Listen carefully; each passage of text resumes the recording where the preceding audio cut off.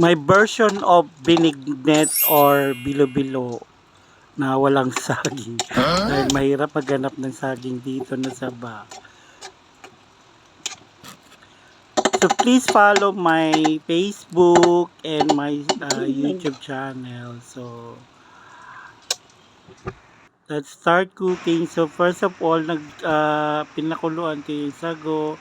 Isa din yung mahirap maghanap dito ng mga lutong sago. So mga raw materials, so yung ingredients na gagamitin natin. And luluto natin talaga siya. So maliliit lang yung sago kasi wala rin akong makitang malalaking sago. So since wala nga akong makitang saging na saba, so ang pinagalo ko lang dito yung dalawang klaseng kamote yun. So wala kasing mahanap talaga na ano dito saging na saba unless pumunta ka din sa may mga palengke talaga. So since tinatamad tayo, so doon na lang tayo sa available na ingredient na pwede rin naman kahit walang saging, pero masarap kasi kapag may saging na saba. So yun na lang yung ating mga ingredients na pinagsama-sama. So importante magmukha siyang binignet o bilo-bilo, diba? Kasi yung pinaka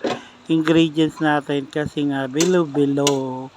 So ayan, so pagkatapos nga natin siyang mapakuluan at mapalambot, so next natin dito ilalagay ay gagataan na natin. So ito palang sago na to, naswertehan ko lang na dun sa tindahan na pinagbilihan ko, grocery, karoon, ewan ko na, meron silang manaka-naka kasi yung meron silang lutong sago, may wala. So ayan, so ito naman, tinunaw ko yung coconut powder. So ito yung panggata natin.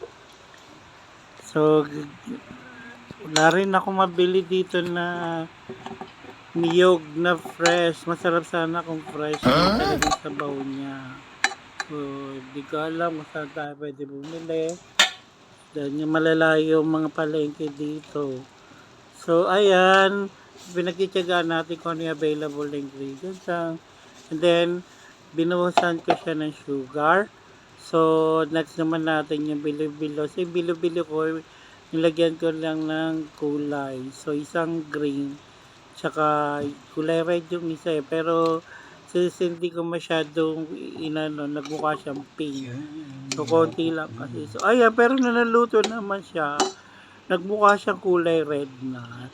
And syempre pampalapot. So dinisolve lang natin yung malagkit. So yan din yung halo natin. Kasi masarap ang binignet kapag malapot. So siya nga pala guys, itong binignet ko hindi masyadong matamis dahil ayoko. Pero mas masarap talaga kung may saging na sabat halo. So since wala, so kung ano na lang available ingredients na pinagsama-sama natin, ay pwede naman. So importante na achieve natin yung bilo-bilo. So ayun, ito yan may pinagsaluan during the time of our iftar. And importante meron kami, kasi kaya ako nagluto ng ganito, meron kasi dito nagpakain sa masjid, wala talagang saging na saba. So sabi ko pwede naman pala at masarap. So kaya nagluto ako since may available kami glutinous na spice. So pwede rin pala. And meron tayo pang kulay din. So makulay siya at magandang tingnan. So ayun lang guys. Salamat. Allah Hafiz.